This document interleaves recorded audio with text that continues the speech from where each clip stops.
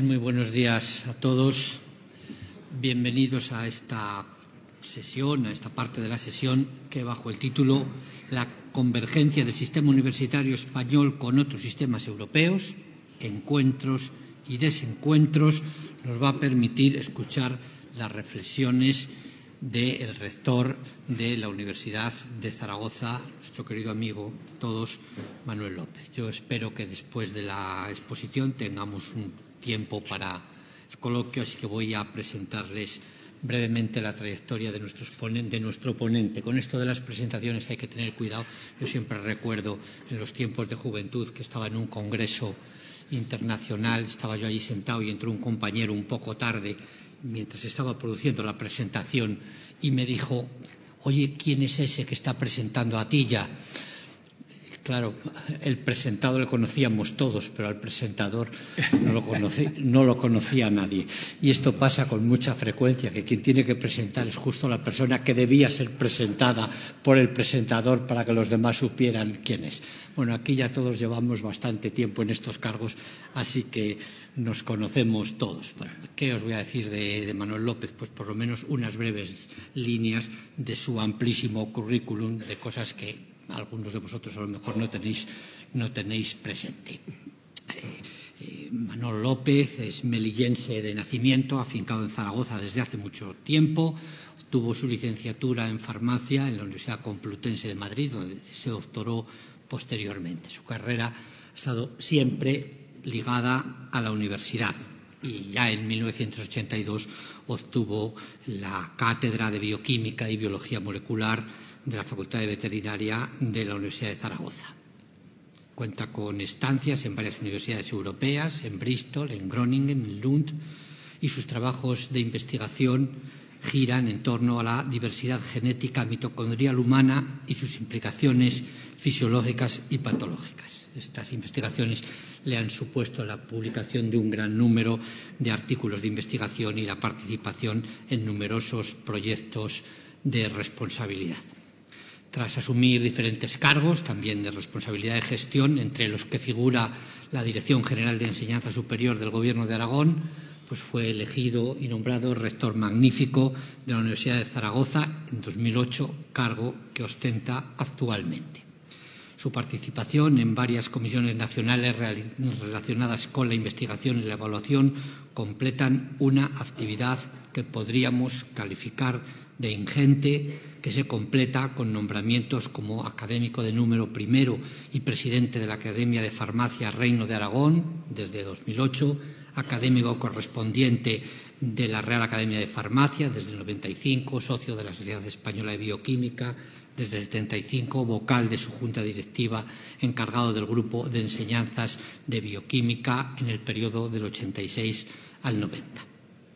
Y además, naturalmente, y en este ámbito es ineludible mencionarlo, ha sido presidente de CRUE hasta hace unos pocos meses y, añado yo, de mi cosecha, un gran presidente de CRUE que ha dejado muy alto el listón para segundo, que estoy seguro, por otra parte, que conseguirá superarlo.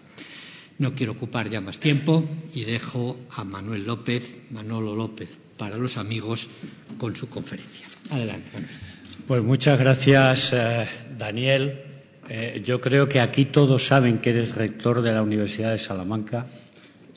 Yo creo que también saben todos que te ha tocado la magnífica tarea, ¿no?, de encauzar tu universidad hacia la celebración de su 8º centenario, que eres un magnífico presidente de la sectorial de internacionales de la CRUE, que se nota, y que es un gusto que me hayas presentado. Y un gusto tener aquí a Segundo, que estoy seguro que será el primero de los presidentes de la CRUE muy pronto, en cuanto se le vea su magnífico hacer.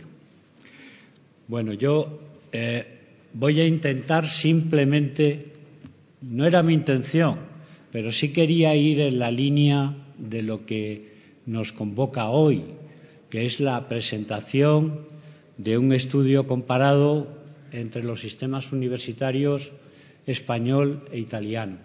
Y quería ir en esta línea, pero además, pues he visto que lo que voy a hacer es un modesto subrayado, un modesto destaque de todo lo que ha dicho Paco Michavila en la magnífica intervención anterior. El título de la conferencia, como lo estáis viendo ahí, es hablar de lo que hay de encuentro y de desencuentro en la Europa actual en cuanto a lo que toca a sistemas universitarios y en cuanto a lo que nosotros nos toca en ellos. Y ya aviso que voy a acabar con Shanghái. Ya aviso que voy a acabar con Shanghái. Voy a hablar de esto, de sistemas universitarios. Voy a hablar de la comparación de sistemas universitarios, de análisis comparado de sistemas universitarios. Quiero decir por qué lo importante de los sistemas universitarios, más que las universidades individuales, y quiero llevar este tema a un análisis particular de Shanghái, del ranking de Shanghái, en el que acabaremos viendo que lo que hablaba Paco tiene sentido, porque España e Italia tienen, al menos desde lo que yo voy a presentar aquí, tienen sistemas universitarios muy parecidos. Este es un poco el desarrollo que quiero hacer. Espero no alargarme, porque sobre todo lo que interesa es que hablemos. Pues bien, la primera diapositiva es para responder a la pregunta de la Europa actual, en la Europa universitaria actual, ¿qué tenemos de encuentro y qué tenemos de desencuentro? Tenemos muchas cosas de encuentro y muchas cosas de desencuentro, pero como he querido centrarme en el tema de este magnífico seminario, estas magníficas conferencias, pues me voy a centrar diciendo que el gran encuentro en Europa es que cada Estado tiene un sistema universitario, que estamos compuestos de sistemas universitarios y que esto es una ventaja. Y alguien puede decir, esto es obvio. Pues no lo es. El continente cultural europeo supone el gran continente universitario en cuanto a que cada de sus múltiples estados tiene un auténtico sistema universitario propio. Y esto que puede decirse que es obvio, tengo que decir que no lo es. Que en Estados Unidos no existe un sistema universitario. No existe. Existen algunos sistemas universitarios y muchas universidades, miles de universidades. Que en Iberoamérica los estados no tienen un único sistema universitario, incluso tienen asociaciones de universitarias múltiples, unas universidades por un lado, otras por otro, con un fuerte componente privado, que entonces le hace perder mucha fuerza al componente público en todo el ámbito iberoamericano. De África prácticamente no hablo porque es el continente más deficitario en lo que significa universidad, y en Asia lo que tenemos es también un sistema profundamente heterogéneo en su concepción de la universidad, también con múltiples sistemas universitarios y también con fuertes sistemas universitarios privados. Fijaros si esto es así, que en Europa cada estado tiene una sola asociación de universidades, la CRU en España. Esto es que tengamos un continente cultural en que cada estado componente de esa gran unidad cultural tenga una sola asociación de universidades, menos Bélgica, que funciona como dos estados, que tiene la flamenca y la francesa, los demás tienen una. Eso es una enorme una enorme ventaja, una enorme oportunidad, que además hace que tengamos una sola asociación europea para las universidades europeas, una asociación en la que se reconocen las asociaciones de los distintos estados. Esa es una enorme oportunidad, es un enorme encuentro que nos facilita hacia dónde caminamos. ¿Cuál es el desencuentro? Pues que, aunque esto es así, los estados tienen sistemas universitarios diversos. Y entonces, diversos, pero donde, por ejemplo, el sistema público será un sistema preferente en todos ellos, ya es una ventaja. Pero a pesar de eso, diversos. Y esto ocasiona mucho de que estemos hoy reunidos aquí.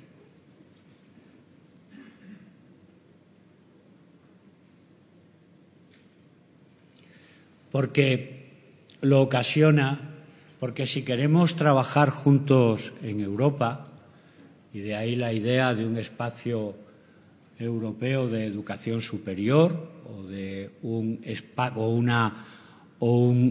área de investigación europea único, este deseo, fundamentado en la Unión Europea, más fuerte aún en la eurozona, pues significa la voluntad de conocernos mejor y de trabajar juntos. Y para esto no hay más remedio que hacer cosas como las que hoy estamos haciendo aquí. Y es que tenemos que trabajar en conseguir un gran análisis comparado de los sistemas universitarios europeos. Y este es el primer paso que quiero dar. Análisis comparado de sistemas.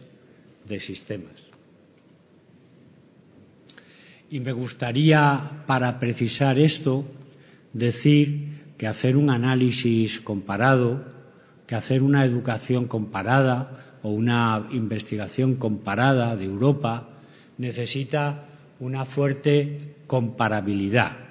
Primero, análisis comparado, todos entienden que es conocer bien la realidad de cada sistema y que compararlo supone una mejora. Es un principio de la cooperación que es conocernos, cooperar para mejorar. Pero para hacer ese análisis comparado necesitamos tener una necesidad obvia, y es que los sistemas sean comparables, que exista una comparabilidad. Antes subrayo lo que decía Paco Michavila al comienzo de su presentación. Necesitamos que los datos que usamos, que los indicadores, podamos confiar en ellos. Y esto es un gran problema. Es un gran problema en Europa. Europa, como todos sabéis, está ahora patrocinando, impulsa un multirank, un sistema que precisamente pretende hacer un análisis comparado de universidades, no de sistemas, de universidades, todavía más difícil, un análisis comparado de universidades, para que luego uno pueda personalizar el tipo de estudio, el ranking que quiera hacer. ¿Cuál es la gran dificultad de este sistema, de este multirank? Sin lugar a duda que la comparabilidad de los datos que esté usando entre distintas universidades sea realmente fiable, que los datos sean suficientemente homogéneos para que signifiquen lo que quieran significar y puedan ser comparables. No hay nada que se pueda comparar si no tiene unos criterios estrictos de comparabilidad, de manera que análisis comparado exige fuerte comparabilidad. Y no pretende hacer un ranking, y es lo último que quiero hacer. Se pueden hacer rankings, pero la idea no es hacer rankings. La idea es intrínsecamente comparar sistemas. Pues con esto, que simplemente subrayo ideas que ya se han dicho, me gustaría insistir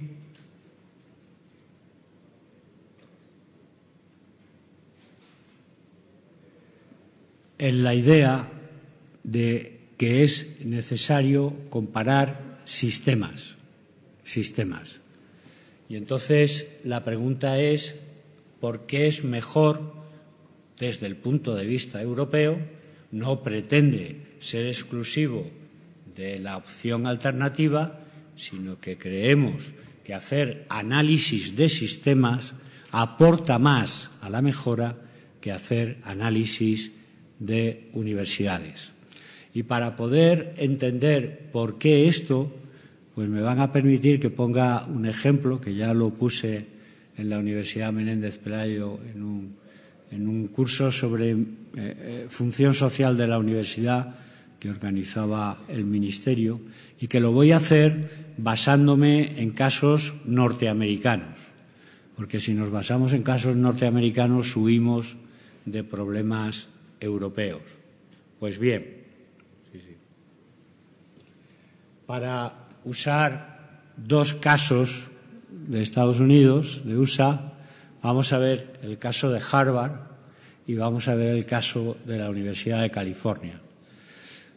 En ambos casos nos tenemos que fijar en la misión que se plantea Harvard y en la misión que se plantea la Universidad de California, para que podamos comprender por qué en el caso europeo y por qué probablemente en otros muchos es mejor hablar de sistemas que no de universidades. Bueno, aquí tenéis una representación de la mayor concentración de calidad universitaria que puede existir posiblemente en el mundo, ¿no? Que es el caso de Cambridge junto a Boston, en el que tenemos al norte la Universidad de Harvard y abajo tenemos el MIT, ¿no? Fijémonos en el norte, en Harvard, y miremos su misión. Harvard tiene una misión social discutible y la define con claridad. Quiero formar ciudadanos y quiero formar líderes para los ciudadanos. Es decir, su objetivo completamente social, lo que pretende es dar una formación de calidad. Indiscutiblemente, ahí la define en artes liberales y en ciencias, es decir, sociales y científicas. Quiere dar esa formación a ciudadanos creando líderes. Una magnífica contribución social. No dice dónde, no vincula ningún territorio y se puede entender fácilmente que desde su creación y desde su definición de misión pretende ir a la formación de élites. Nada desdeñable, pero pretende formar lo que dice, ciudadanos y líderes de ciudadanos.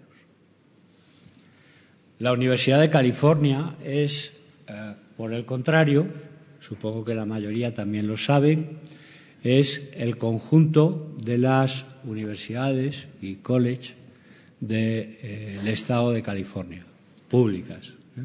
Aquí no veréis que está, por ejemplo, Stanford, no está aquí porque es privada, pero sí veréis que el gran líder de este conjunto es Berkeley, ¿no? Pero tiene universidades tan importantes como Irvine o San Diego o UCLA. En total son 10 grandes universidades y un conjunto importante de colleges. Funcionan como entidades independientes, pero con una política y además con una dirección común, autónoma, vinculada al concepto de Universidad de California. Bueno, pues la Universidad de California, cuando plantea su misión social, dice varias cosas que no dice Boston. Está muy bien, que no dice Harvard, ¿no? Pero que se aproxima mucho más a cómo entendemos la universidad en Europa, ¿no? Dice, la hacemos para hacer ciudadanos de California y hacer que California sea competitiva económicamente. Está al servicio del Estado, está al servicio de la sociedad californiana. Aparte de esto, ya se plantea otras cuestiones, como que dice, vamos a tener un enrollment, un reclutamiento de 400.000 estudiantes, queremos formación permanente, queremos contribuir a la calidad de vida de los californianos. Esto es un sistema, ¿eh? Y todos entenderemos mejor que en Europa nos manejamos mejor con sistemas que con universidades independientes. Pues esto es lo que se quiere hacer aquí. Cuando se habla de análisis comparados, no asustan las universidades, por supuesto, pero se hace análisis comparados de sistemas. Y entonces la pregunta es, ¿se pueden hacer análisis comparados en Europa?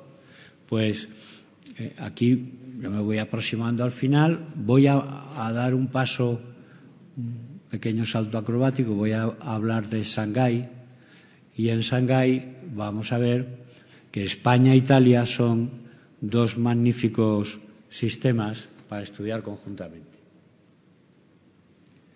Bien, esto es una cuestión que nos hemos planteado en nuestra universidad, como en muchísimas universidades. Hemos creado pues un grupo de trabajo informal, desde el rectorado, pero informal, en el que nos planteamos pues las buenas prácticas que ha recomendado el Ministerio, qué hacemos con los rankings, entender los rankings, profundizar los rankings, comprenderlo, hacer análisis entre universidades, en definitiva. Y consiguientemente, un paso muy sencillo, te sale el análisis de sistemas. Esto es Shanghái, el top 500 de Shanghái, pero visto desde una manera que muchas veces se dice que no se hace. Tengo que decir que aquí hace unos meses hicimos un magnífico seminario también por CRUE sobre rankings, en que hubo multitud de ejemplos de este tipo, muy interesantes todos. Yo simplemente voy a utilizar una aproximación que hemos hecho nosotros y que nos sirve mucho para decir que España e Italia es por donde debíamos empezar. Bien, pues consiste en una representación gráfica en la que ponemos el número de países en ordenadas. Voy a hacerlo, aquí hay, todos somos muy listos, pero claro, no es lo mismo ser un matemático listo, un físico listo, que un filólogo listo. Entonces, lo voy a hacer pues como si todos fuéramos tan torpes como yo, para poderlo entender desde el principio, ¿no? Y entonces lo que hacemos es muy sencillo. En ordenada ponemos el número de universidades que aparece en Top 500 Shanghái, en el año 14, la lista que todos conocemos. Lo que pasa que para relativizarlo al tamaño del país, parece que la manera mejor de relativizarlo en el mundo de hoy es a su PIB, cómo de rico es el país. Por consiguiente, es número de universidades en función de su PIB, ordenadas. Y en ACISAS, Shanghái es preferentemente un ranking que califica la investigación. Por consiguiente, si queremos poner una medida relativa de los recursos que tiene cada uno de esos países, pues ponemos el porcentaje de I+D con respecto a su PIB. Sale una nube de puntos y la nube de puntos correlaciona bien. Quiere decir que tiene una recta que veis ahí, que es la recta de correlación y que es la recta que marca la media, ¿no? Y los puntos que están señalados, cada uno es un país y algunos de ellos se indican. Para que se entienda un poquito más qué significa estar por encima o estar por abajo de lo que es esta recta, si miramos aquí, que es lo mismo, si nos fijamos en Francia o Italia, está por debajo de la recta.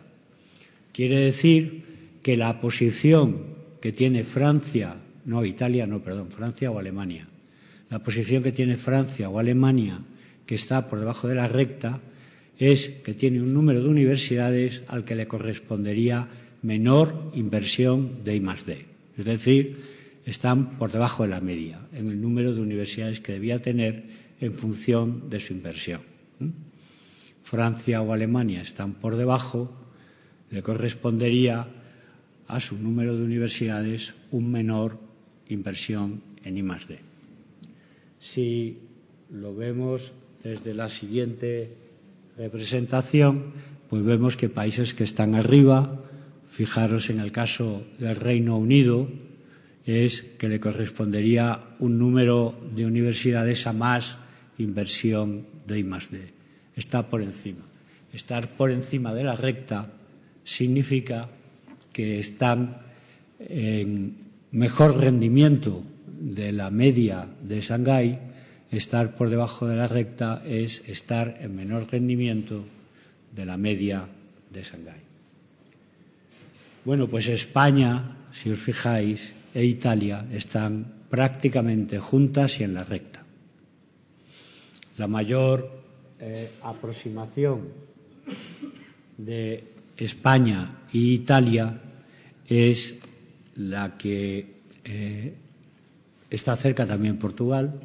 Portugal está está mejor que nosotros, pero España e Italia estamos en una situación muy cercana en esa situación. Esto que estamos viendo aquí es primer mundo y esto es Europa, en donde vemos que se sigue manteniendo una correlación y España e Italia siguen estando cerca. Bueno, tengo que decir que este trabajo lo he hecho con un compañero y amigo sentado en el público que se llama Juan Arana, analista informático de mi universidad y el responsable de esta cosa tan complicada que es la administración electrónica, pero que disfruta mucho con esto, ¿no? Y lo hacemos conjuntamente aportando cada uno nuestro granito de arena, yo un granito y él la playa. Bueno, pues en este aspecto ya vemos dos cuestiones que me gustaría señalar. Una que tantas veces hemos hablado y que antes ha comentado Paco, y es cuando ha estado analizando los datos de cómo debíamos estar en función de nuestras inversiones en I+D, y salía que un poco mejor, ¿no? Es decir, respondemos bien a la financiación que tenemos. Aquí salimos que respondemos bien a la financiación que tenemos. Estamos en la media de Shanghái. De manera que no se puede decir que estemos mal en Shanghái. Estamos bien. Estados Unidos o Francia o Alemania están un poco peor que nosotros. Y el Reino Unido está mejor.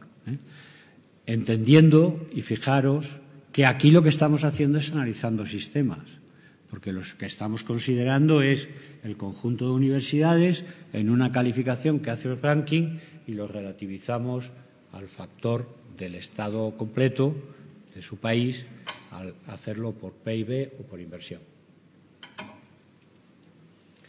Pues bien, Domingo Docampo, el rector de Vigo, nos facilitó, porque él conoce bien, que Shanghái tiene números no solo de las top 500, sino que tiene números de la top 1000 universidades conforme a sus criterios.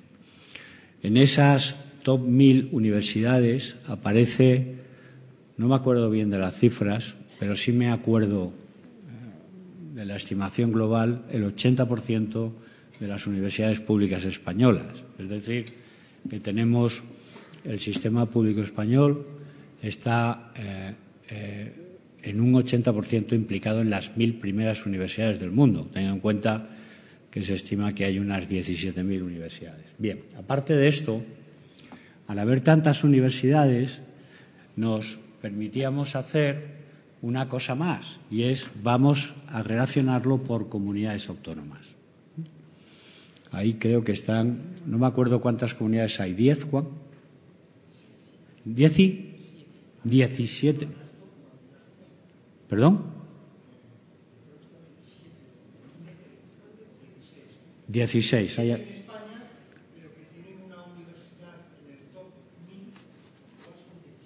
Vale. 16 comunidades, porque una no las tiene. Bien. en el top 1000. 16 comunidades que no están puestos los nombres para no sacar más conclusiones de las necesarias. Y entonces ponemos la I+D total, I+D total en logaritmo, y la posición de la primera de esas universidades en cada comunidad autónoma. Es decir, la mejor universidad según Shanghái en esa comunidad autónoma, en muchos casos es una sola, en otros casos son varias, la mejor en relación con el total de la I+D. Y sale una muy buena correlación lineal. Esta correlación lineal quiere decir otras cosas que ha dicho Paco, y es que dentro de nuestro propio sistema, cuando nos lo mide Shanghái, en nuestro sistema universitario, cuando nos lo mide Shanghái, hay una clara correlación entre mayor inversión, mejor universidad posicionada en Shanghái. Algo que uno lo ve intuitivamente, que intuye que es así, pero que se ve ahí. Bien, pues Italia no disponemos del top 1000, por lo cual lo que hemos hecho es 2 top 500 de Italia y de España, con el mismo criterio en Italia, utilizando sus regiones. El total del I+D en su correlación con la universidad mejor posicionada en su provincia. La pendiente de esa correlación es lo que da la mejor o peor similitud de los dos sistemas. Bueno, pues la pendiente es muy parecida, el perfil es muy parecida. Estamos ante dos sistemas que cuando lo analizamos desde Shanghái llegamos a la conclusión que está muy bien empezar por aquí. Con lo cual, la conclusión final que he ido desgranando paso a paso en la misma línea de lo que manifestaba antes Paco Michavila es el análisis comparado entre sistemas universitarios de gran utilidad en Europa, el análisis comparado. Esto exige un fuerte trabajo para que la comparabilidad de los números que se manejan sean fiables, podamos confiar en ellos, que trabajar con sistemas está mucho más adecuado a la realidad social, política y cultural de lo que es Europa, y que para empezar esto lo hacemos muy bien, empezando por España e Italia. De manera que lo que yo creo que tenemos es un reto hacia adelante y que este es un magnífico inicio, querido amigo Paco. Muchas gracias.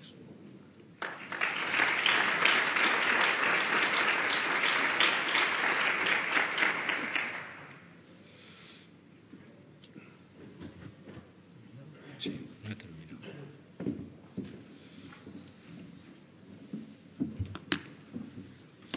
Bien, pues llega el momento del coloquio, si ustedes lo estiman oportuno. Si alguien se anima a hacer alguna pregunta o manifestar alguna cuestión. Yo cuando Manolo dijo que quería acabar con Shanghái, no interpreté bien a qué se refería. Había una mano levantada por allí al fondo, por favor.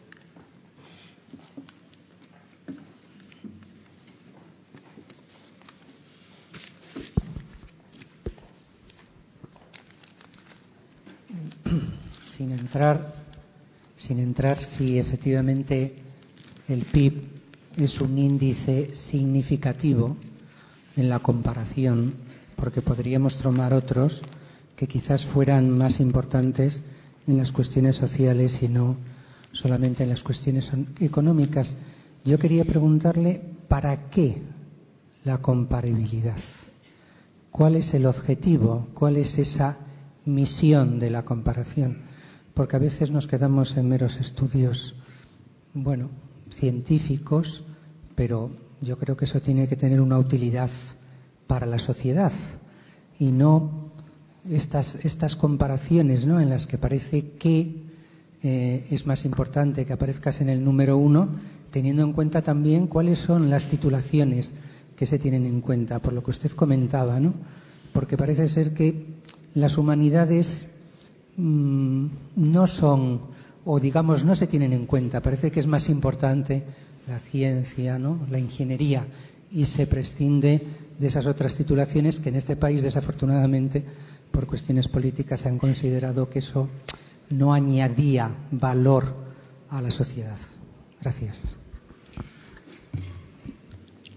Sí, hay varias cosas. Bueno, claro, que se podía utilizar otros parámetros para ponderar una cosa y otra que no fuera el PIB, pues es cierto. Pero bueno, el PIB significa mucho en cuanto que, sobre todo, hay que asumir un poco, ¿no?, pues el dato que generalmente se entiende como fortaleza económica de un país en su conjunto, no relativo, sino en su conjunto. Al dividirlo por PIB hacemos, en el caso de las universidades, un peso relativo respecto a su riqueza. Pero, evidentemente, se puede utilizar cualquier otro. Bien, sobre para qué existe la comparación, pues me gustaría comentar un par de hechos que hemos comentado en el café como consecuencia de la intervención anterior y alguna que tiene que ver con esto. Pero, sobre todo, cuando se ha hablado de que en España hay pocos estudiantes iberoamericanos estudiando en las universidades españolas. Estudiando en las universidades españolas hay menos estudiantes iberoamericanos que en Francia, por ejemplo. Entonces, ¿qué conclusión sacamos? Pues que si España debe ser más atractiva, como dijo el secretario general de la OEI, por nuestro idioma, no es razonable que tengamos menos estudiantes que Francia. Bueno, pues yo tengo que decir que Francia realiza un esfuerzo económico importante en atraer con becas a estudiantes iberoamericanos. ¿Por qué Francia realiza la atracción de estudiantes iberoamericanos? Pues porque entiende que es bueno para Francia, es bueno para los iberoamericanos, pero es bueno para Francia, porque formar líderes en los países iberoamericanos le produce un alto rendimiento cultural, económico para el país. Pues quizás deberíamos hacer lo mismo.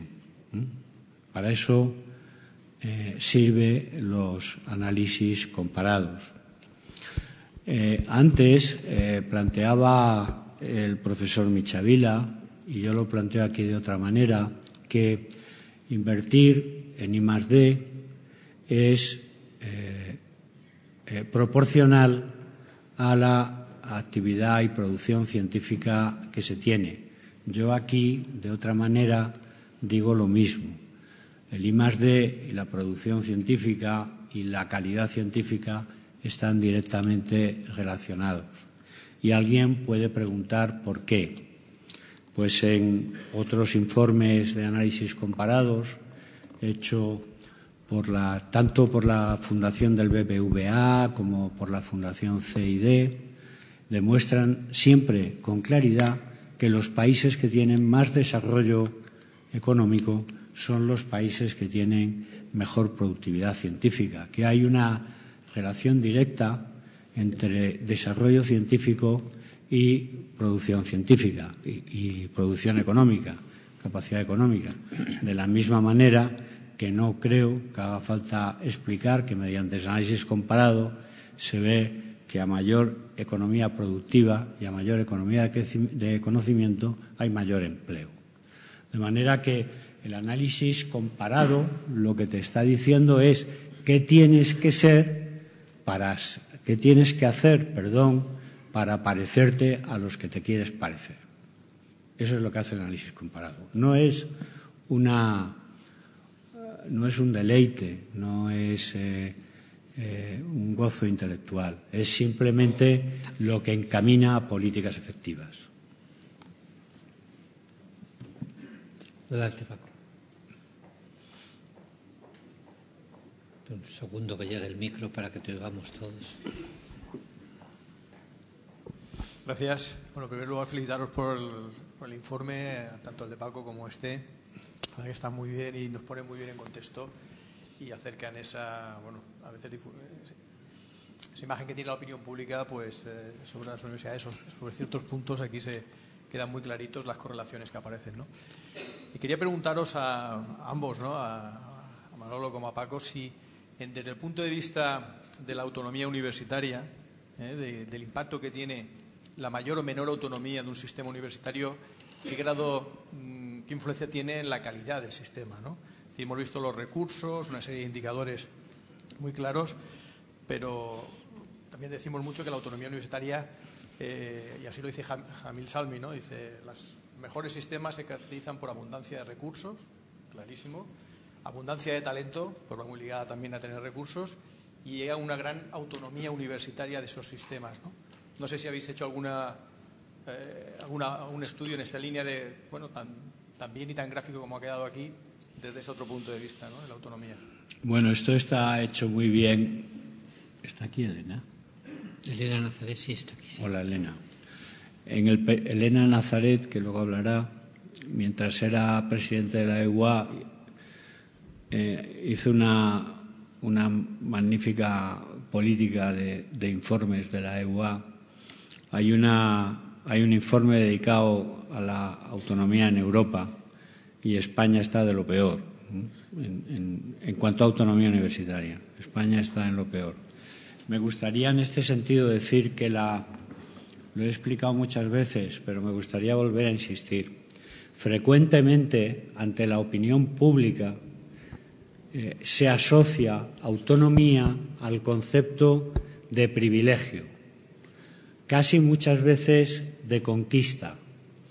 Es decir, la universidad ha conseguido, por su prestigio, por su defensa pública de derechos, mucha autonomía. Pues no es así. La autonomía universitaria hay que entenderla en todo el mundo como la complejidad de la gestión universitaria. La complejidad de la gestión universitaria. Y en el momento actual habría que añadir otro elemento más, la complejidad y la necesidad de responder con agilidad a los problemas que se plantean desde el entorno. Es decir, el momento añade más urgencia a lo que voy a decir, exige que la universidad tenga una fuerte autonomía. Bueno, pues en España la autonomía está confundida desde la transición democrática con autogestión. Es decir, usted gestiona con una serie de normas rigurosas que le damos desde el Estado, para personal, para lo académico, para lo organizativo, para lo financiero. Bueno, pues no hay ninguna duda que si queremos mejorar la eficiencia de las respuestas de todos los recursos que tenemos, necesitamos más autonomía. Pero como también ha dicho Paco Michavila antes, la autonomía tiene que ir acompañada de esfuerzos de rendición de cuentas que en estos momentos son escasos y además muy poco efectivos, ¿no? Y voy a ir más allá. En estos últimos años se ha lanzado como gran novedad por parte de algunos que la universidad necesitaba financiación por resultados. Bueno, pues la crisis nos ha cortado la financiación por resultados. Teníamos más financiación por resultado antes del 2008 que ahora. La financiación por resultados es una magnífica manera de conciliar, si nos dejan además autonomía, la medida de las eficacias en función de los objetivos que se nos planteen que consigamos. Hay muchas maneras de hacerlo, pero la respuesta fundamental, que me alarga un poco, es la autonomía es el principal marco para mejorar la eficiencia del trabajo universitario. Paco Michavila puede también responder a lo que se había planteado. Sí, muchas gracias. Desde luego el tema que plantea el rector Mora es de un gran calado. Y yo creo que no hay duda, incluso me trae a la memoria, creo que estabas allí, Paco, en Benicàssim yo presenté, era en un seminario sobre el gobierno de las universidades, pero presenté una serie de estudios sobre la autonomía relacionada con la excelencia de los sistemas. Y se veía claramente, siguiendo los datos de la EUA y como ha citado el rector López, de María Elena Nazaré en su tiempo impulsó estos informes. Entonces se veía claramente como cuanto más autonomía en diferentes ámbitos, organizativo, financiero, académico, etcétera, la excelencia del sistema mejoraba. Había también unas rectas de correlación, unas rectas de regresión que se veía muy bien. Entonces yo creo que sin duda la autonomía mejora. Ahora la cuestión es, pero tenemos toda la autonomía, nuestras universidades son completamente autónomas, entonces tendrían que ser las mejores del mundo. Entonces, claro, eso nos llevaría a algo que el profesor López estaba diciendo ahí de forma un poco explícita y un poco implícita. ¿Qué es la autonomía? ¿Cuál es la autonomía? ¿Es simplemente la proclamación o el ejercicio real de la autonomía? Porque sí, que voy a contarte como rector o a los demás rectores que están aquí o que han vivido ese trance. Si estás condicionado por unos recursos reducidos, unas limitaciones en la reposición de las plazas de profesores, de las plantillas, muchas cuestiones, tu autonomía es formal, la reconoce la Constitución, pero la realidad de la misma es muy limitada. Y eso nos lleva al otro asunto que también apuntaba Manolo y que tú conoces mucho mejor que yo, que es la rendición de cuentas. Ese es el reequilibrio de la autonomía por completo. Mientras existan controles a priori excesivos, porque proclamamos la autonomía en España, pero al mismo tiempo se hacen leyes y reglamentos con numerosísimos artículos para controlarlo todo. Entonces, si hay tanto control, hay muy poca autonomía. Si reduces el control, pero no para que se haga lo que le dé la gana a la arbitrariedad de uno, sino porque rindas cuentas y por evaluación a posteriori los resultados alcanzados, esa sería la redefinición en clave moderna de la autonomía. Y con esa redefinición yo creo que sin duda hace falta, en España hace falta más autonomía que la que hay, más autonomía real, aunque la formal se tenga, y sin duda mejoraría el sistema, más recursos y más autonomía, pero de esta. Muy bien. ¿Hay alguna pregunta más? Sí, por favor, adelante.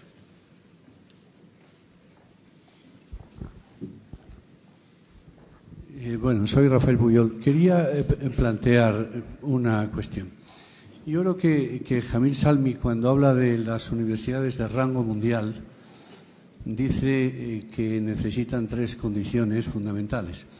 La primera es, efectivamente, estar bien financiadas. La segunda es tener el mejor talento posible.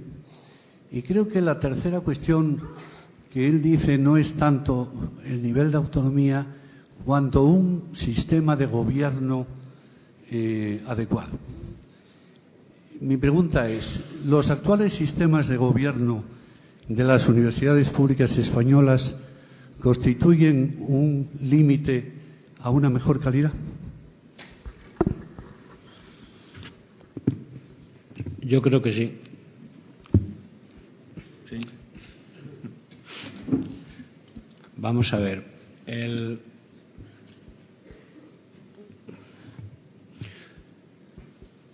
Partiendo de la base de que no estamos mal, porque el problema que se plantea cuando se habla de gobernanza del sistema universitario es el siguiente. Ese es el discurso político. Las universidades están mal porque tienen una mala gobernanza. Que no es la pregunta que inteligentemente has formulado, que es ¿el sistema actual de gobernanza de las universidades plantea una limitación a la mejora de la calidad? Sí. Luego, me dejas que haga auto a priori, porque si no, no voy a poder desarrollar bien lo segundo. También lo he dicho muchas veces en público y en privado. Bueno, a ver, hay un problema de gobernanza global en el mundo. Hay que mejorar la gobernanza global. hay que mejorar la gobernanza en Europa. ¿Es el gobierno de Europa una limitación para la mejora de la calidad de la política europea? Claro que sí. ¿Es la mejora de la gobernanza en España, en las reglas de juego político, una limitación en la mejora de la calidad de la convivencia social y política y económica en España? Claro que sí. ¿De acuerdo? Ahora ya hablo con tranquilidad. Sí, hay que revisar la gobernanza. No es fácil, hay que revisar la gobernanza, pero yo creo que el camino de la gobernanza tiene que ir por el camino de mayor autonomía en las formas de gobernanza también. Mayor autonomía en las formas de gobernanza. Y en segundo lugar, solo marco los dos criterios fundamentales para mí: mayor autonomía, otro esencial, y es la reforma de la gobernanza. Es una cuestión que tiene que basarse en el diálogo entre gobierno y los agentes implicados, que son la propia universidad, las universidades, y los agentes sociales más directamente implicados, como serían los sindicatos por un lado o los sistemas empresariales por otro. De manera que, para empezar a cambiar la gobernanza de la universidad, como la de Europa, como la de España o como la global, hay que empezar hablando entre todos los agentes implicados y creando un clima de confianza entre todos. Sí, supongo que Rafael dice, ¿no quieres decir por qué? Ahí sí, pues lo voy a decir por qué. Porque los elementos de control interno distintos en distintas partes internas de la universidad para la toma de decisiones son muy grandes. Yo preferiría tener más rendiciones de cuentas y menos controles previos. Y la elección de rector es de lo menos importante, también para mojarme, pero es importante.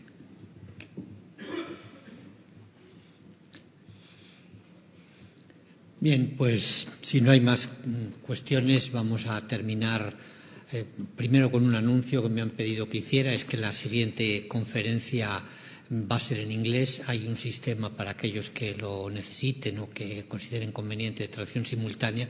Están los cascos allí fuera en las mesas, los pueden solicitar las personas que los necesiten. Y ahora, ya dicho este anuncio, agradeciendo a Manuel López por su intervención y a todos ustedes por su atención y sus preguntas. Muy bien, muchas gracias.